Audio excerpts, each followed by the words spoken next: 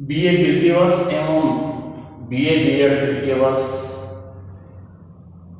के नवीनतम पाठ्यक्रम अनुसार द्वितीय पेपर उपन्यास, निबंध एवं काव्यशास्त्र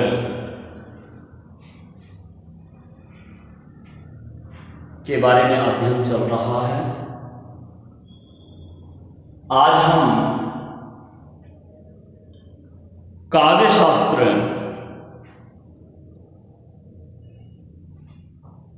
के बारे में पढ़ेंगे। आपके पाठ्यक्रम में काव्यशास्त्र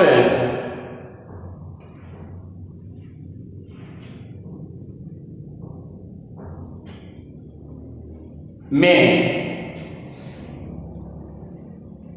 जो काव्यशास्त्र के अंग कहलाते हैं, छंद, अलंकार, रस, काव्य गुण एवं शब्द शक्तियां, उन 5 अंगों के बारे में बारी बारी से अध्ययन करना है। आज हम छंद के बारे में अध्ययन करेंगे। सर्वप्रथम छंद का परिचय। छंद का परिचय में मैंने सामने जो डायग्राम बनाया है उसमें यह दे रखा है कि छंद चद धातु एवं छदि धातु से बना है, जिसका अर्थ बांधना या आच्छादन करना,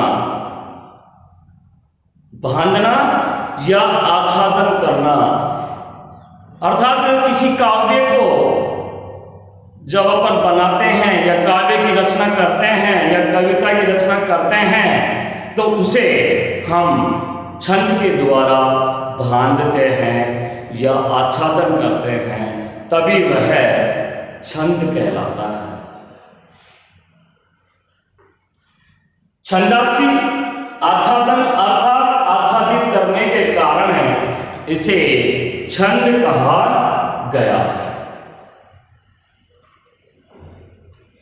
सर्वप्रथम अर्थ में लेते हैं, जो मैंने अभी बताया है कि छंद का अर्थ होता है शाब्दिक अर्थ बांधना या आच्छादन करना। इसमें 3 बातें हमें देखने के लिए बहुत महत्वपूर्ण मिलती है।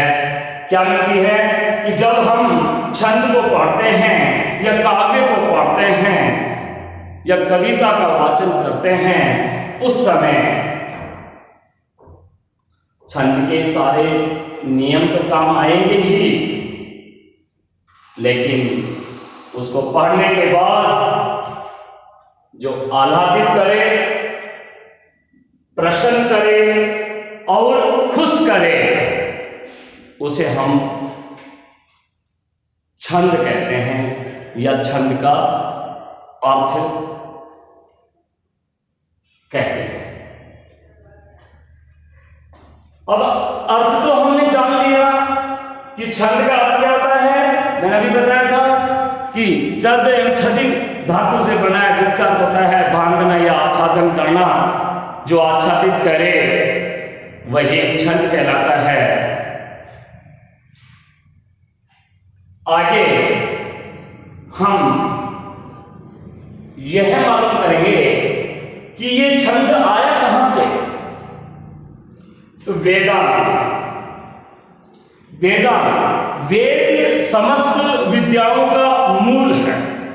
वेद समस्त विद्याओं का मूल है, यानी कि जड़ है, नींव है। सभी बातें, सभी विषयों की विषय वस्तु हमें वेद से ही मिलती है।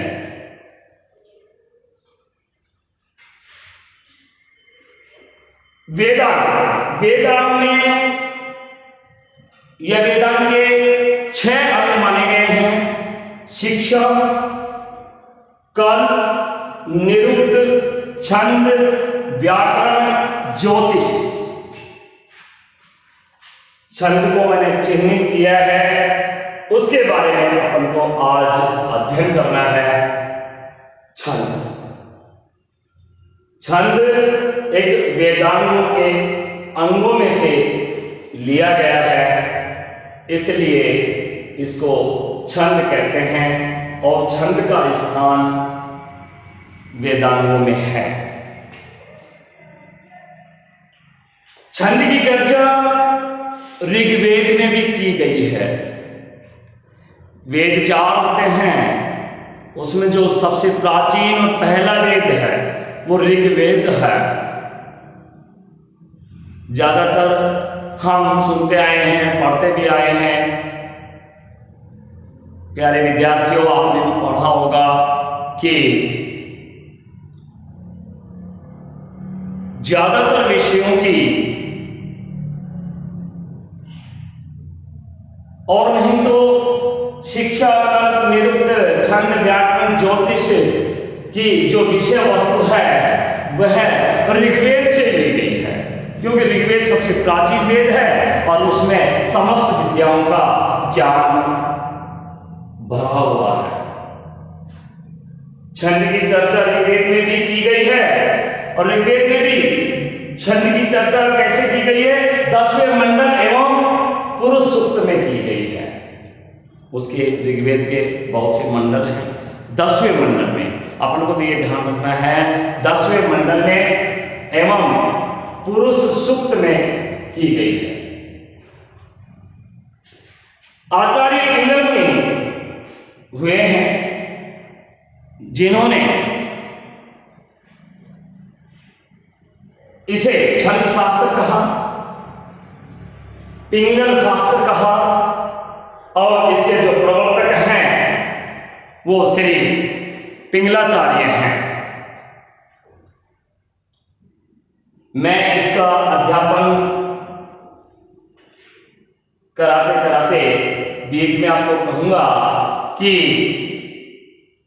छंद को आपको बहुत अच्छे तरीके से समझना है, क्योंकि ये हिंदी साहित्य के या हिंदी में जितने भी कंपटीशन होते हैं, काव्य शास्त्र का जो भाग दिया होता है तो उसमें भी प्रश्न पूछे जाते हैं जो बहुत महत्वपूर्ण है।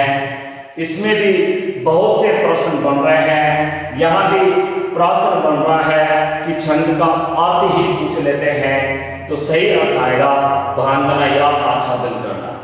इधर ये पूछ लेते हैं कि वेद को समस्त विद्याओं का क्या कहा गया है, तो मूल कहा गया है। दूसरी बात ये पूछ लेते हैं, कई बार पूछते हैं कि वेदांत में कितने विषय दिए गए हैं, तो ये छह हैं: शिक्षा, तर्क, निरुक्त, छंद, व्याकरण, ज्योतिष। फिर कई बार ये पूछ लेते हैं कि छंद की चर्चा किस वेद में की गई है, तो ऋग्वेद। कौन से मंडल में? 10वें मंडल में। एवं किस सूक्त में? पुरुष सूक्त में। और विशेष महत्वपूर्ण यह है कि पिंगल मुनि के बारे में पूछ लेते हैं कि उन्होंने क्या नाम दिया। छंद शास्त्र और पिंगल शास्त्र भी दिया और प्रवर्तक हैं श्री पिंगलाचार्य। यानी बहुत से प्रश्न महत्वपूर्ण बनते हैं। मैं कंपटीशन की दृष्टि से भी आपको अध्यापन करवा रहा हूं और आपके पाठ्यक्रम में है, उसके अनुसार तो है। परिभाषा कहते हैं कि यदि गद्य की कसौटी व्याकरण है, यदि गद्य की कसौटी व्याकरण है तो कविता की कसौटी छंद है। कविता वही कहलाती है जिसमें छंद हो, यानी कि छंदोबद्ध हो, छंदों से बंधी हुई हो, वही रचना कविता कहलाती है। इसलिए इसको कविता की कसौटी कहा गया है। काव्य शास्त्र के कविता में मात्रा, वर्ण, गण, यति, लय, तुक आदि का विचार करके जब शब्द योजना की जाती है उसे छंद कहते हैं। आगे मैं विस्तृत रूप से बताऊंगा आपको कि ये मात्रा, वर्ण, गण, यति, लय, तुक क्या होती है। और मैं आपको एक काव्य, कविता का एक मतलब कविता हो या दोहा बोल रहा हूं, वह भी काव्य ही कहलाता है। उसमें आप समझ भी जाएंगे कि बड़ा भया तो क्या भया, जैसे पेड़ खजूर, पंथी को छाया न मिले, फल लागे अति दूर। जो दूर पेड़ खजूर वो तुक मिल रही है। लय, जो लय युक्त अपन दोहे का या कविता का वाचन करते हैं वह लय। यदि जब अपन रुकते हैं, गण, वर्ण, मात्रा वो उसमें सभी में देखी जाएगी। आगे धीरे धीरे आपको सभी का ज्ञान हो जाएगा। छंद प्रभाकर में इसकी परिभाषा क्या दी गई है कि मत वर्ण गति यति नियम अंत ही समता बंध, जो पद रचना में मिले भानु भरत सुई छंद। अर्थ समझ गए होंगे कि जिस वर्ण में गति, यति, नियम, अंत ये सब मिले और जिस पद रचना में ये मिले तो वह भानु भरत वह आह्लादित करे और सुंदर लगे और जिससे मन प्रसन्न हो जाए वही सुई छंद कहलाता है, यानी वही छंद कहलाता है। छंद प्रभाकर में बहुत अच्छी परिभाषा दी गई है। काव्य शास्त्र के नियमानुसार भी बहुत अच्छी परिभाषा दी गई है। और ऊपर जो कहा गया यदि गद्य की कसौटी व्याकरण है तो कविता की कसौटी छंद है। यह हो गई परिभाषा, बहुत अच्छी सटीक परिभाषा है, आपके समझ में आ गया होगा और आ जाएगा। गद्य और पद्य, गद्य और पद्य आज तक मैं जान रहा हूं कि आप सभी विद्यार्थियों को शायद गद्य और पद्य के बारे में इतना ज्ञान नहीं होगा जो आज अपन उसके बारे में ज्ञान प्राप्त कर सकते हैं कि भावों एवं विचारों की अभिव्यक्ति, भाव एवं विचारों की अभिव्यक्ति मौखिक भी हो सकती है और लिखित भी हो सकती है। ठीक है। गद्य छंदों विहीन रचना, छंदों विहीन रचना जिसमें छंदों का वर्णन नहीं किया गया हो या नहीं आया हो वह छंद विहीन रचना होती है और उसको कहते हैं गद्य। जैसे अपने गद्य विधाएं हैं, कहानी, उपन्यास, नाटक, वो सब क्या है? गद्य है। काव्य कविता होती है जिन्हें जैसे कबीर है उसके काव्य को पढ़ते हैं, बिहारी हैं वो सब पद्य हैं, सूरदास हैं, तुलसीदास हैं, उनकी जो रचनाएं पढ़ते हैं वो सब पद्य हैं क्योंकि वह छंदोमयी है, छंदों में बंधे हुए हैं, इसलिए उनको पद्य कहते हैं। पद्य छंदों के नियमों में बंधे होना, छंदों के नियमों में बंधे होने को क्या कहते हैं? छंद कहते, पद्य कहते हैं। अर्थात छंदोमयी रचना को पद्य कहा जाता है। मैंने अभी बताया था कि जैसे कबीर है, जायसी है, तुलसी है, सूरदास है, मतलब इनके सभी कवियों के जो काव्य है, रचना है, उनको जब अपन पढ़ते हैं या उनका अध्ययन करते हैं तो वो क्या है कि छंदों में बंधे हुए होते हैं, इसलिए उनको क्या कहते हैं? पद्य कहते हैं। तो मैं समझ रहा हूं कि गद्य पद्य आज आप बहुत अच्छी तरीके से समझ गए। वर्ण, आगे क्या है? वर्ण। वर्ण भाषा की सबसे छोटी इकाई है। वर्ण क्या है? भाषा की सबसे छोटी इकाई है। जैसे क, ख, ग, घ, ङ, ये क्या हो गए? वर्ण हो गए। वर्ण में भी क्या हो गए? व्यंजन वर्ण है। जैसे अ, आ, ई, ये क्या हो गए? वर्ण हो गए, स्वर है। लेकिन मैंने आगे एक बहुत महत्वपूर्ण बात लिखी है कि जिनको बोला व सुना जाता है वही वर्ण कहलाते हैं। वर्ण केवल बोला या सुना जाता है वही वर्ण कहलाता है। और अक्षर वो कब बनता है? जब अपन लिखते हैं। जैसे कि कै लिख दिया, जैसे कि अपन ने कै लिख दिया, ख लिख दिया, वह क्या हो गया? अक्षर हो गया। तो वर्ण और अक्षर में भी मैं अंतर बता रहा हूं। जीवन में ध्यान रखना पड़ेगा कि वर्ण क्या है और अक्षर क्या है। ये दो प्रकार के होते हैं, वर्ण, स्वर और व्यंजन, जो मैंने अभी बताया था। स्वर कितने हैं? 11 हैं, मतलब 11 स्वर हैं। और व्यंजन जो है, बाकी सारे व्यंजन हैं, उनको मिलकर स्वर और व्यंजन कहते हैं। कि दो प्रकार के होते हैं, वर्ण होते हैं ये उच्चारण में लगने वाले समय के विचार से, उच्चारण में लगने वाले समय के विचार से वर्ण दो प्रकार के होते हैं।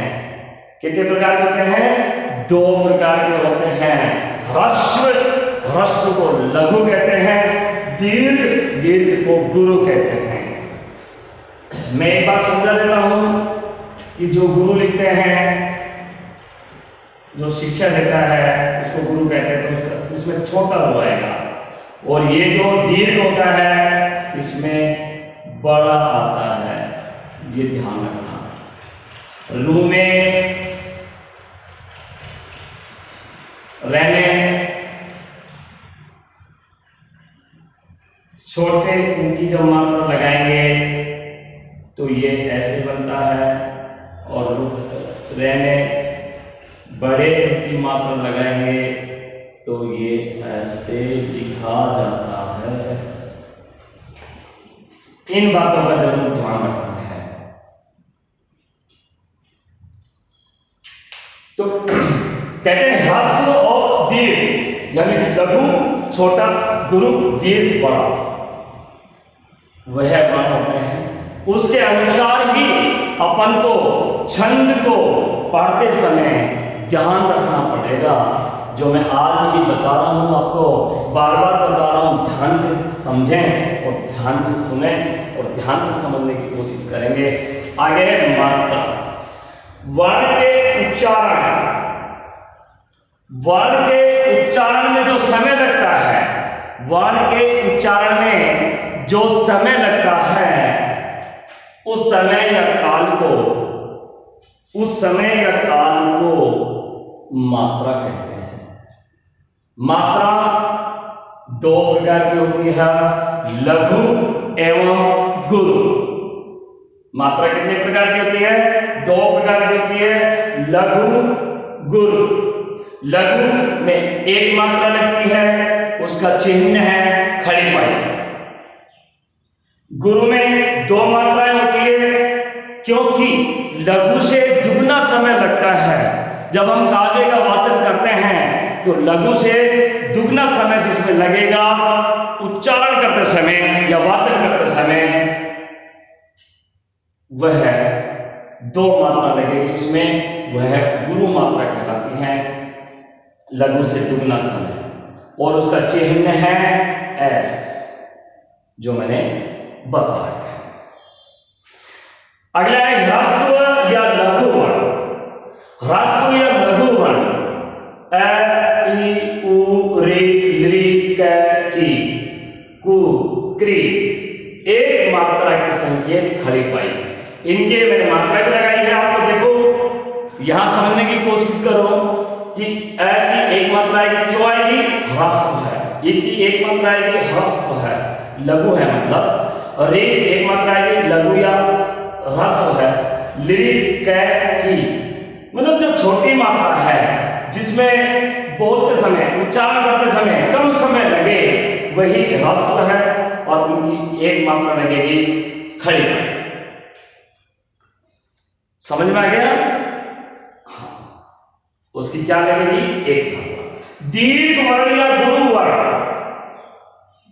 दीर्घ वर्ण या गुरु वर्ण, यहां बताया था दीर्घ मतलब गुरु को कहते हैं, विस्तृत बड़ा, गुरु दीर्घ, उसकी डबल मात्रा लगती है। क्यों लगती है? दुगना समय लगता है। और जैसे अपन ने बोला ए, कम समय लगा, आ दुगना समय, ई दुगना समय लगा, ऊ दुगना समय लगा, ए दुगना समय लगा, आई दुगना समय लगा, ओ दुगना समय लगा, औ दुगना समय लगा, औंग दुगना समय लगा, अह दुगना समय। इसलिए दुगना समय लगे, मैंने यहां बताया था कि लघु से दुगना समय लगे वह गुरु वर्ण होता है, उसकी मात्रा 2 लगती है, जिसका संकेत क्या है, एस है, 2 मात्रा। ऐसे जैसे अपन 12 खड़ी बोलते हैं, 12 खड़ी तो आप जानते होंगे कि 12 खड़ी में 12 ही होती है, ठीक है ना। तो इस वजह जैसे का दुगना समय लगा, की दुगना समय, कू दुगना समय लगा, के कई, को कऊ कम कह दुगना समय लगा है, इसलिए 2 मात्रा लगेगी, उसका संकेत एस है। प्यारे विद्यार्थियों, आप बहुत अच्छी तरीके से समझ गए होंगे। आगे जो भी समझाएंगे, क्योंकि छंद को अध्ययन करने के लिए, छंद का अध्ययन करने के लिए या छंद को समझने के लिए ये सारी बातें समझनी बहुत अति आवश्यक है। जो विद्यार्थी इन बातों को यदि अच्छी तरीके से समझ गया, ये समझ लो उनके छंद बहुत अच्छी तरीके से समझ में आ जाएगा। तो आज हम आज की क्लास में या आज की वीडियो में इतना ही काफी है। अगले वीडियो में छंद के बारे में आगे बताएंगे।